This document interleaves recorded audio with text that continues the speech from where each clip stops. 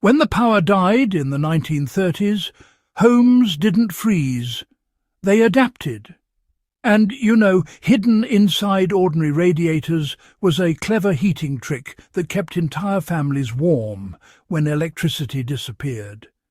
That's the part most people don't know.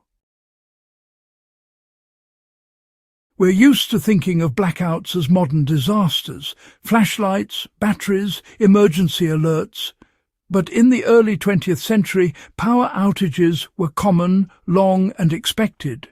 Storms, fuel shortages, grid failures, even deliberate shutdowns during economic crises meant heat could vanish overnight. And yet millions of households stayed warm without generators, without electronics, and without modern insulation. They did it by understanding heat itself. This is the forgotten radiator trick of the 1930s. Simple, ingenious, and honestly, surprisingly relevant today.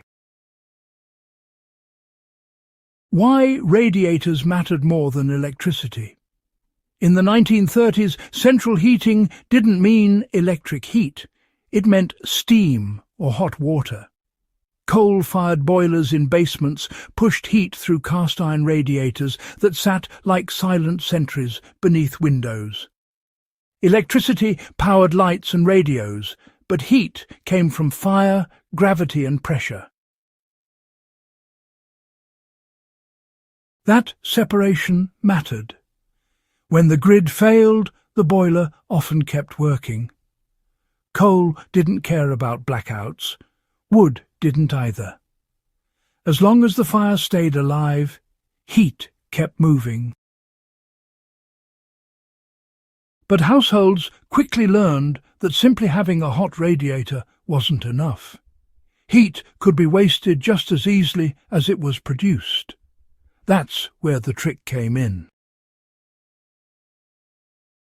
The problem people had to solve. Radiators produce radiant heat, but they also lose it fast. Heat rises, cold air sinks, windows leak. Drafts creep in from floors and walls. In many homes, radiators sat directly under windows, which sounds counterproductive until you understand the logic. The rising heat created a warm air curtain that blocked cold drafts coming off the glass. But during blackouts or fuel shortages, families couldn't afford waste. They needed every unit of heat to stay inside the room, not drift upward, not vanish into cold walls, not escape through cracks. So people started modifying the space around the radiator itself. The reflector that changed everything. The core of the trick was painfully simple. A heat reflector placed behind the radiator. Households used polished metal sheets, tin panels, even flattened aluminum cookware. Anything reflective and heat-resistant worked. This reflector was mounted on the wall directly behind the radiator, with a small air gap between the metal and the wall. Here's why that mattered. Radiators don't just heat the air, they radiate infrared heat in all directions, including straight into the wall. In uninsulated brick or plaster homes, that heat was essentially being donated to the outdoors. The reflector bounced that radiant energy back into the room, doubling the effective warmth without burning extra fuel. People noticed the difference immediately. Rooms warmed faster, heat lingered longer, and the boiler didn't have to work as hard. This wasn't theory. It was lived experience. How homes stayed warm, room by room. Here's the interesting part. Families didn't try to heat the entire house evenly. That idea, honestly, came later with cheap energy. Back in the 1930s, heat was strategic. Living rooms, kitchens and the bedrooms used at night got priority. Doors stayed closed, heavy curtains went up, and draft snakes lined the base of doors. Radiators in unused rooms were shut off entirely. The reflector trick made this zoning, well, brutally effective. A single radiator, properly optimized, could keep a medium-sized room comfortable even during freezing weather. Multiply that across 2 or 3 rooms, and suddenly a blackout wasn't a crisis. It was just an inconvenience. People gathered where the heat was strongest. Furniture was rearranged closer to radiators. Rugs layered the floors. Heat wasn't invisible. You could, without a doubt, feel where it lived. Radiators work through convection as much as radiation. Cold air falls toward the floor, gets pulled into the bottom of the radiator, warms up, and rises. That cycle creates a slow, continuous loop. The 1930s trick enhanced that loop.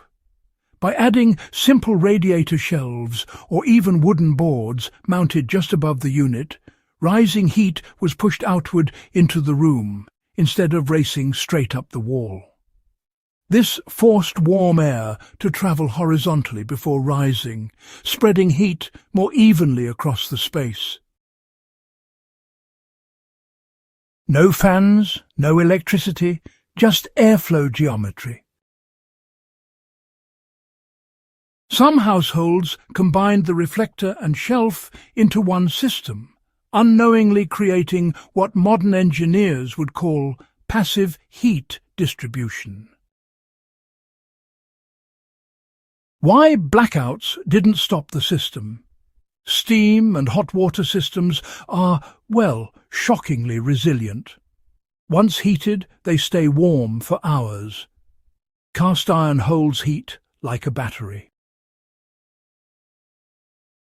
Even if the fire went out temporarily, radiators continued releasing stored warmth long after the lights went dark. That thermal mass, it saved lives. In cities hit by extended outages, families slept near radiators wrapped in blankets, letting residual heat do its work.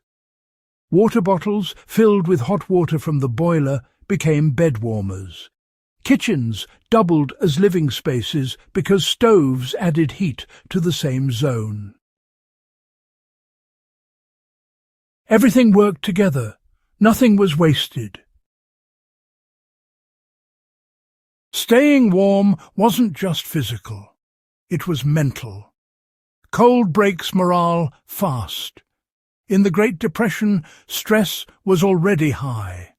A warm room meant stability, normalcy, control. The radiator trick gave families agency. They couldn't fix the grid, they couldn't speed up fuel deliveries, but they could manage their environment intelligently. That confidence really mattered, especially during those long winters when uncertainty was just constant.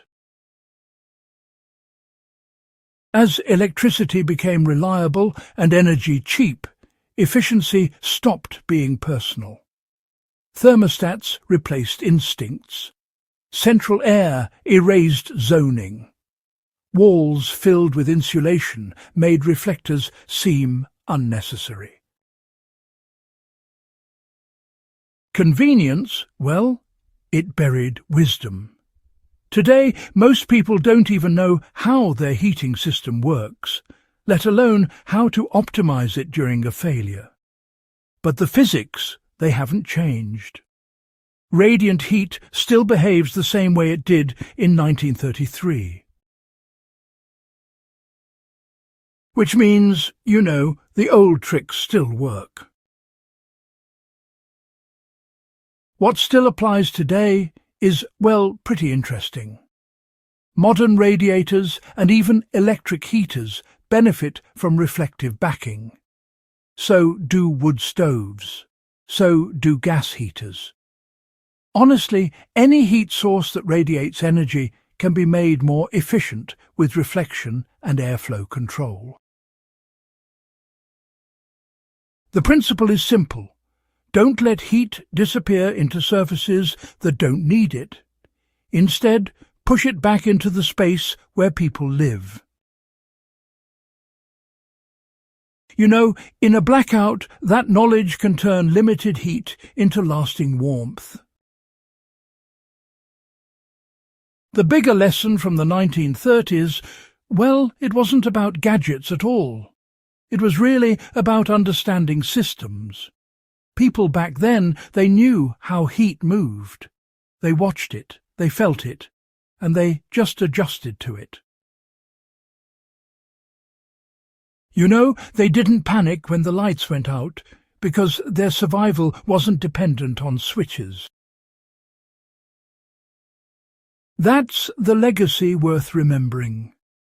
If you understand the fundamentals, you don't need complex tools. What you really need is awareness, preparation, and a willingness to work with what you have.